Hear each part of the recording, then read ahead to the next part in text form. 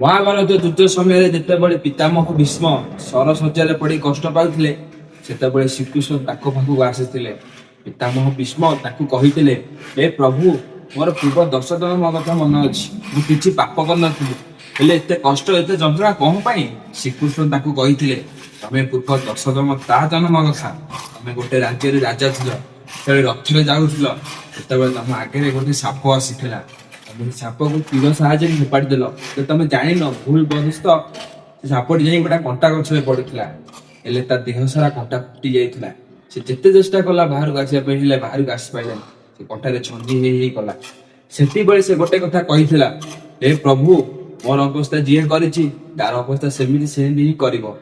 ମାନେ ହଉଛି ଏହା କି ସେ ସ୍ୱୟଂ ଗଙ୍ଗା ମାତାଙ୍କ ପୁତ୍ର ଥିଲେ ଭୀଷ୍ମ, ଯିଏକି ନିଜ ପାପ ଧୋଇ ପାରିଲେନି। ଆଉ ଆମେ ହଉଛୁ ମଣିଷ, ଆମେ ଭାବୁଛୁ ଗଙ୍ଗାରେ ଗୋଡ଼ ପକେଇଲେ ଆମ ପାପ ଧୋଇଯିବ। ଆଉ ଆମ କର୍ମ କେହି ଦେଖୁନାହାନ୍ତି, ସବୁ ଉପର ବାଲା ଦେଖୁଛି। ତାର ହିସାବ ଏଇଠି ହିଁ ହବ।